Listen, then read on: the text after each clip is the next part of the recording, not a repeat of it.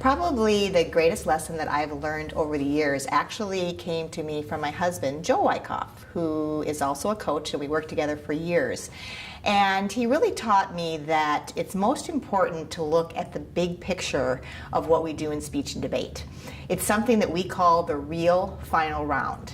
And every week our students go in to compete individually or in pairs and teams to be able to make the final round of that tournament. But in all actuality, what they're really striving for is the real final round that happens in the job interview, the college interview, the board presentation in the business world, or even as a parent at a school board meeting trying to advocate for what their son or daughter needs in their schools. And so for us, that has really helped to add a perspective to competition. And the reason it helps our students so much is that there's a real ebb and flow to competition. There is the times when things are going well, and there are times when things are not going well. And we remind them that regardless of the score at those individual tournaments, there is a real final round that is out there, and that's the one that they're really striving for. And over the years, we have gotten letters from our students. We call them real final round letters, and they may send them by email, or we might get a phone call, and we share those with our students. And you can see the light bulb go off when they hear what is actually happening when they are going to these tournaments, because the real rewards will come later on. And that would be my best perspective that I would share with coaches.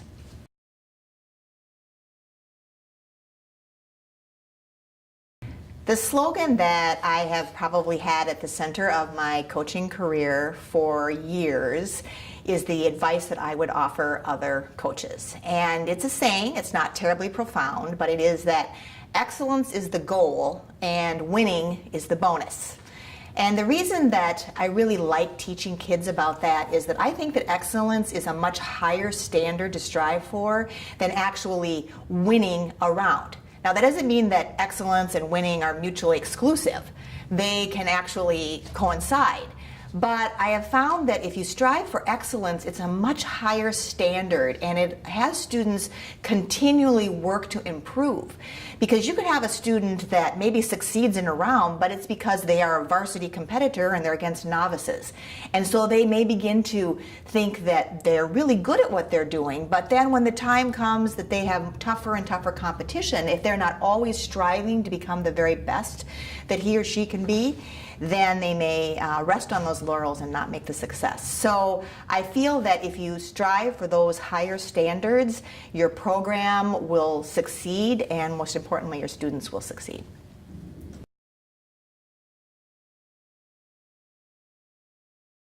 Another lesson that I have found to really help programs that I would offer to coaches is to really focus on the team concept.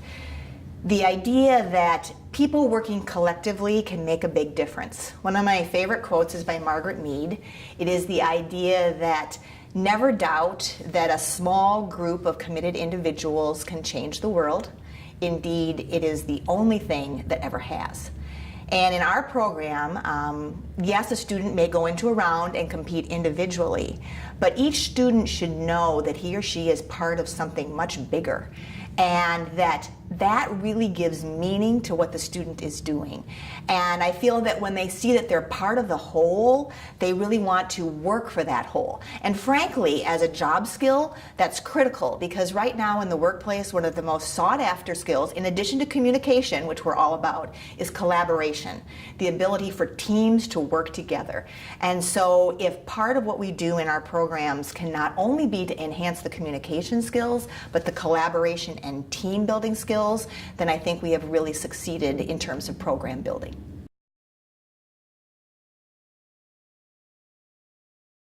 For me, one of the greatest strategies that I have tried to employ is to always seek out the toughest competition you can find. Now, of course, there's a disclaimer. If you are having novices compete, that doesn't mean that you have to go and put them in the most difficult varsity level tournament. But I really like for students to have the attitude to run toward competition and to never run away from it. And the benefit of being at competition where people are better than you are at the time in your life that you're competing is that you learn from watching what other people are doing.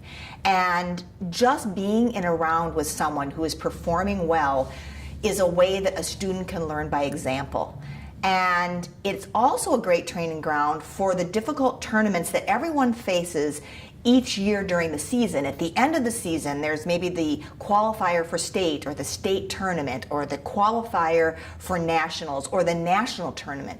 And if students are not exposed to difficult, challenging tournaments and difficult, challenging competition, they are more nervous as the time comes for those higher stakes competitions. And so I feel like you really can help your students gain confidence and be able to succeed, and you do it by putting them in these difficult situations. And frankly, that's what life is all about.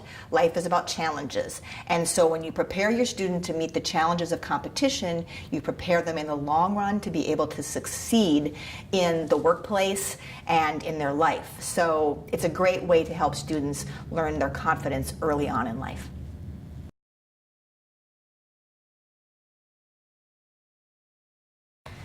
I would like new coaches to know that the best advice I have to offer is to always be a student of the craft.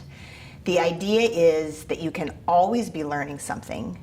It doesn't matter at what point of your career you are. In fact, if you really get to the point that you think you know all the answers, then you're probably in trouble because there is always something to learn. So don't be afraid or bothered by the fact that you don't know something at this point in your life. We have all been there, and frankly, we are often there a lot of the time. And so really take the opportunity to study what you're doing. I think there's two ways to do it. You can do it inductively by being in rounds and watching competition and trying to analyze and figure out what those students are doing or the approaches you see that are being used, the trends that are happening in the activity, and really enjoy figuring out why those students may make it to a final round or why they impact how you feel, and use those as strategies for your own students.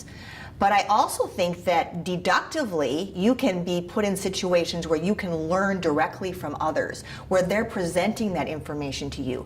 Some of the best training ground happens by attending workshops, by being part of conferences, by going to webinars and watching those webinars and trying to learn, and frankly, maybe spending a week at a coaches camp in the summer where you actually see coaches coaching other students. That's the way to really learn to immerse yourself in the education. And then you feel confident because you've learned from others who have been in your shoes and are now more comfortable with coaching itself.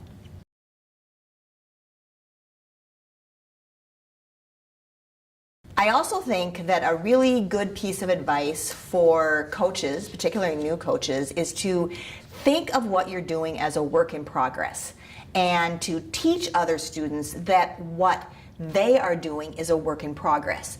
Too often we think if it's not really good right away, then I'm not good or I'm never going to be good. And actually each event that a student works on has to be something that is a continual process. It's a little bit like an artist who begins with a concept and begins to shape a sculpture. Ultimately, it doesn't become a masterpiece because the first try at that sculpture is exactly the way it's supposed to turn out. And if a student can think and a coach can think that what I'm doing is about the end of the season, it's about the long haul, it's about the marathon, not the sprint, then I think it puts everything in perspective and it makes everyone more comfortable with the journey that they are on, and it also helps students to want to continually improve. And so don't expect too much too soon. In fact, I think if you do, there's probably some burnout that happens during the season, and instead look at it as an opportunity to continually refine and progress.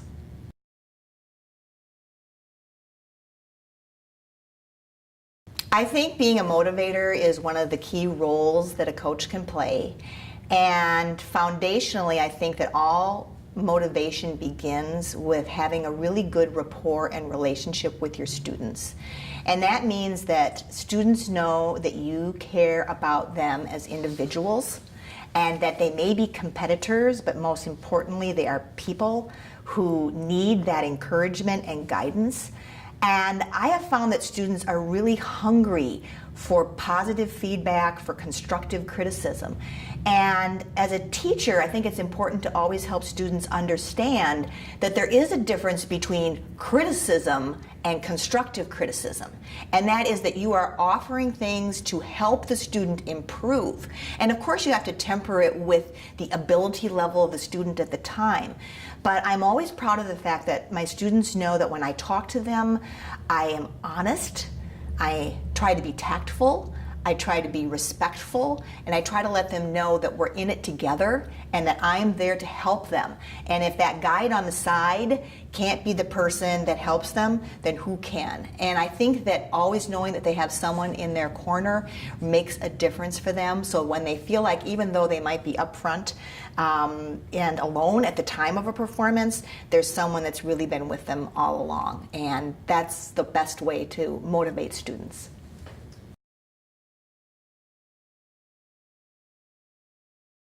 When looking for a good topic in oratory, there are several components to consider. The first is that the topic needs to focus on a problem. It needs to be something that we need to fix, whether it's an attitude or a behavior.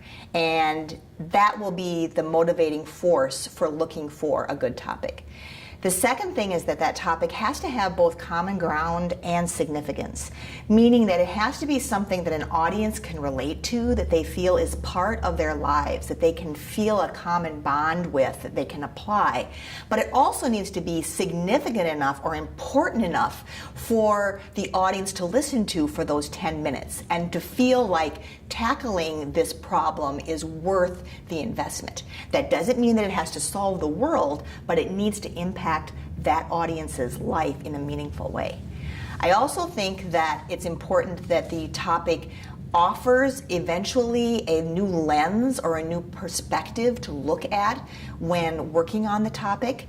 There is no such thing really as a completely original topic, but I look at original oratory not just as a speech that is originally written by the student, but that offers an original perspective, the way that we can look at something. And so original oratory becomes a really creative endeavor to help us look at things differently. And finally, it has to be provable. There are many good ideas out there, but there needs to be evidence that backs up that what you're saying is true. And you have to know and understand the many elements of that topic. And so looking for something that is evidence-based will make for the strongest possible topic selection.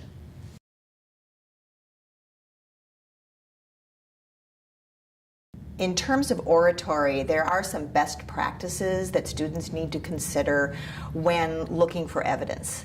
And honestly, the first best practice is actually to dig for that evidence. I believe that some students are not as research-based as they could be, and that doesn't mean that the whole speech is one card after another card proving things, but there has to be examples and studies and authoritative opinion that exists that helps to prove that the problem you are talking about is truly a problem. Now, when researching for that evidence, I think you need to look for credible sources, things that are respected, that are more authoritative in nature. I also think that the evidence needs to be representative of the problem, and so when you are looking at a study, it should not be some obscure example or a quote by an obscure person. It needs to be a person that would have credibility for the audience to listen to. Of course, if the evidence is also very timely, it is something that is more recent, it makes the problem seem much more at hand for the audience. And so I would look at the dates of what you are researching and try to get things that are on the more cutting edge of research.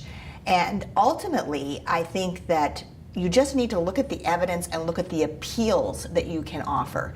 Every person is a human being, and we have a heart and we have a mind. And you have to find evidence that applies to both the logical side of what we're doing and the emotional side of what we're doing. And you cannot only play to one of those aspects of human beings, because in totality, we are motivated by not only what we think, but also what we feel. And so when you look for the evidence, remember that that evidence needs to speak to individuals in order to actually change their attitudes or their actions.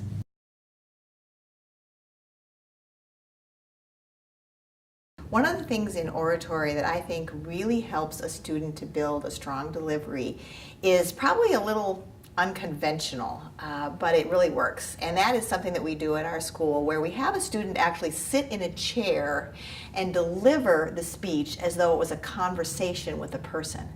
And this really breaks down those natural barriers that seem to happen when you're standing in front of a group of people and all of a sudden students feel as though they're performing rather than actually having a conversation. And one of the things I like to tell my students about public speaking is that they should stop thinking about it as a performance, but rather as a conversation with your best friend.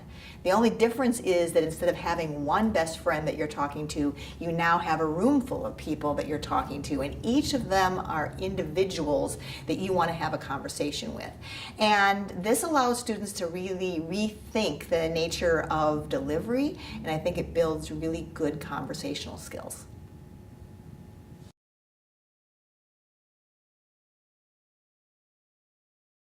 I think that I really can't single out a certain moment that I am most proud about during my time on the board, but if I were to reflect back on those years, I would say that really it is the collective body of work that we as a board have accomplished during that time. And I'm really proud of the fact that we have worked really hard to pay attention to the original tenets of the organization. One of which is that we are founded on the belief that competitive activities are the best way to hone communication skills for students. And that was the premise from the very beginning. And now do we not only host a myriad of district tournaments throughout the nation during the year, but the national tournament has become the largest academic competition in the world. And so for us to be able to move the organization forward yet still respect its beginnings has been really important to me. And the other part of the organization that I think has really been foundational is the belief in the importance of the Honor Society as a means of motivating students to learn about ethical communication and good sportsmanship and the right ways to communicate. And so the Honor Society really recognizes what we believe is important for students to do in terms of communication skills in the real world. And last of all, in terms of that body of work, I think that the efforts that we have done really are reflective of more of a grassroots approach to leadership, where we try to seek out what the membership has to say and form committees for them to wrestle with issues and to make recommendations, and offered a membership survey that has given us feedback. And so I think it's really important that as an organization we are responsive to the members, and I think we have been increasingly responsive. And of course we'll always try to work to be really responsive, but it's the body of work that's been accomplished, no single one decision or vote, that I'm most proud of.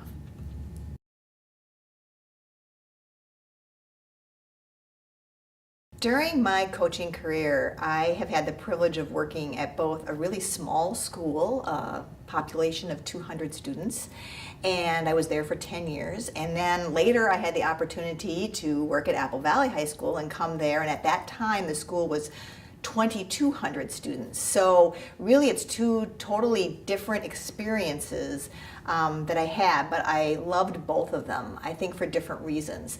The small school environment was wonderful because I was able to start a program there and really build a program, and it was something that we were really in together as a kind of a community at the school. Over a quarter of the kids ended up being in the program, and I knew every parent, every brother and sister that came through the program, and the later brother and sister that came through the program, and so it was a really wonderful experience to be there, and I would never give up my time in that school environment. And then for a new challenge, I had the opportunity to come to a large school program that was more established and had been developed. And so it was, for me, just a new challenge to be able to try. And I wanted to try something new after 10 years. And so I went to Apple Valley High School and probably had close to 100 students at the beginning of the time that I started there. And that was wonderful because I think I was now trying a new environment that was a little bit more metro oriented and more diversity within the school, and it really gave me a new student population to work with. And again, I worked really, really hard to get as many of those students involved as possible. So I wouldn't trade my time at either one of them because they are both great, and the common denominator is kids are kids. So I don't care if they are in a school of 200 kids or a school of 2,200 kids. Teaching kids to compete in the real world and compete against people who might be in a bigger school than you or in a different school from you, and being able to handle that competition is what I find most exciting about what we have to offer. And it's been a pleasure to be both at Mankato Loyola, where I began, and Apple Valley High School, where I continued.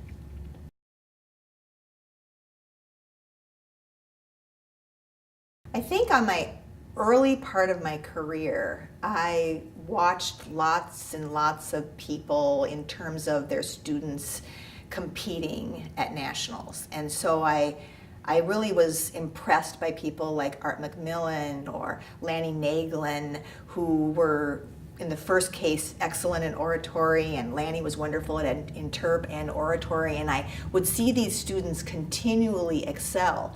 And frankly, I watched Joe Wycoff, who was from Chesterton, Indiana, and again, in interp and in oratory, I would watch and try to learn. But I'd have to say that quite obviously the person that was the most influential to me was Joe. I later married Joe, so of course he's very influential to me, but in the beginning, it wasn't that he was influential in terms of being a co-coach with me in my program. It's that I attended a camp at Bradley University where he taught. And if you know Joe, you know that he believes in the idea that if you have something that you know, you give it away and you share it with others. And I remember sitting in that auditorium listening and watching those Bradley students that he would work with give demonstrations, and I would try to soak in whatever I could get about oral interpretation and also about original oratory. And so without a doubt, the foundation of what I learned about in those events came from that first camp.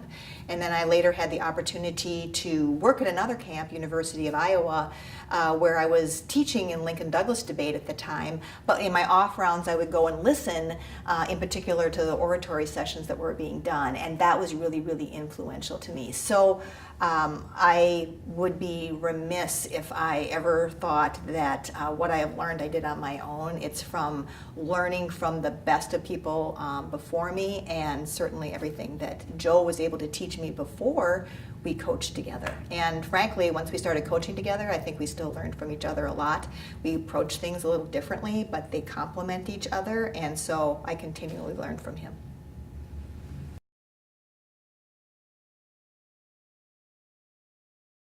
Being a coach in Minnesota is a particularly unique experience because over the years, the competition in Minnesota has become so strong. The depth of competition, the breadth of competition is so great that week in and week out, students are constantly honing their skills to get better and better because they are competing with among the very best in the nation on a weekly basis. And I'm a firm believer that excellence breeds excellence. And when you are around people that are really good, you learn from those people and it pushes you to become better. And I think that that is probably the most unique and frankly the best part about being in Minnesota, is that you are able to become better just by the community in your own geographic area. And that's a real plus as a coach and as a program and for the students that are in it.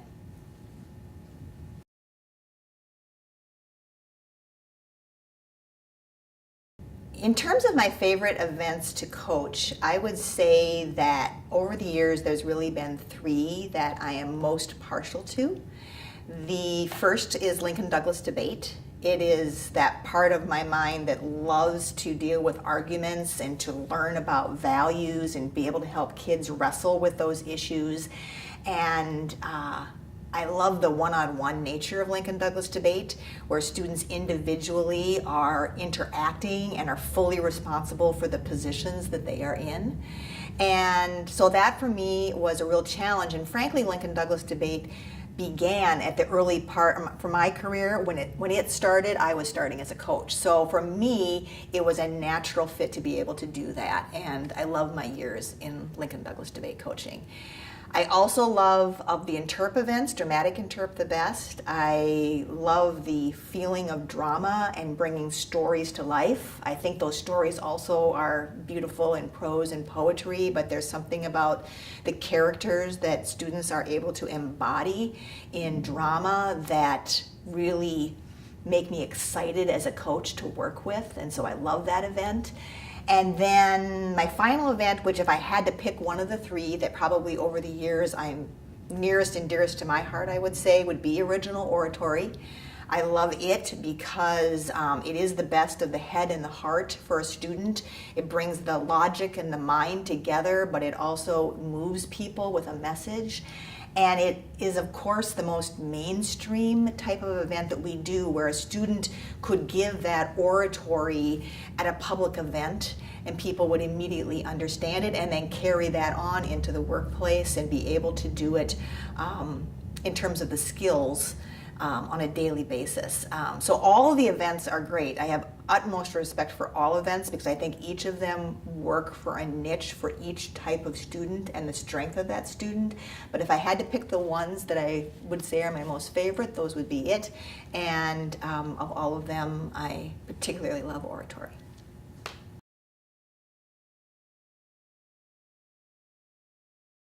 I remember attending an institute where Dale McCall was talking about the event, and really I consider her one of the originators, if not the originator of the event. So I saw it from the very, very beginning, and I was able to watch the very first round of Lincoln Douglas debate at nationals for the final round, and that really had an impression on me. And at the time, the young men had on seersucker suits, so you can tell that times have changed in terms of what we were wearing. But it was great for me to be able to see that. And probably what I really liked about the early days of Lincoln Douglas debate was the fact that students would be able to wrestle with value issues and really see both sides of the story. And they were very ethics-based and allowed people to maybe begin forming judgments on bigger life questions that really apply to their lives. So I loved it. And the other part that I think was unique to the event is that many of the people who were really influential in that activity were women. I think back to Pat Bailey and Marilee Dukes, two people that are heralded in Lincoln Douglas debate. And when you would get together at a tournament, they really were influential, and women in debate in that event were really a force to be reckoned with. So I found that in terms of role models really encouraging as a coach, and I would love to still see even more and more women involved in all debate activities, whether it's as coaches or as students, because there is little doubt that given the origins of this particular activity, it's a wonderful place for debaters of all types to be in, but particularly has a foundation with women. And if I were going to think back about the early days of Lincoln Douglas debate, I guess that would be the real recollection that I have of how it was formative in those years.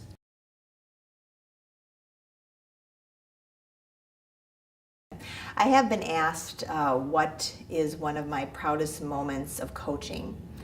And I have been fortunate to work with some really great kids over the years, so it's always really difficult to think about those moments. And I also think it's difficult because some of my proudest moments are very tangible things and others are the outcomes of those. But I'll try to center on one and why I think it was really important. Several years ago, I had two students who actually made it to the final round of the NCFL National Tournament. And it was amazing for me to have two students in that round, let alone for them to be in the top two in the country. And about a week or two later, there was the then called NFL National Tournament. And one of those students again advanced to the national final round, and a different student advanced and placed first and second. So just because the stars aligned in some sort of a magical way, I have to say that that has to be one of my proudest moments. But it was because those kids had such camaraderie and cared about each other and loved the event and worked so hard. And the one student who ended up winning the NSDA tournament actually was the one that didn't even make the final round at NCFL, but she took that opportunity and she worked really hard and became a national champion 2 weeks later. And so for me, seeing students maximize their potential in that way was amazing. They're all three that I'm still in touch with, like many of my students that I'm in touch with. Interestingly, 2 of them are now married and have a child, and another one of them, I probably had dinner, my husband and I did recently, and she has several children, and one of them is a communicator who works for a nonprofit and teaches kids about the ways to really have strong values, and another is very active in writing. And so for me, it's not just that it was an amazing moment of their success, but it was that they are emblematic of what we can do in this activity and how kids can be challenged to really reach great heights. And never underestimate that there are kids who may never make a final round. Those kids are also near and dear to my heart and never would be something that I would ever think twice about, because all the kids I've worked with have been great. But I think the emblematic nature of this one makes it extra special.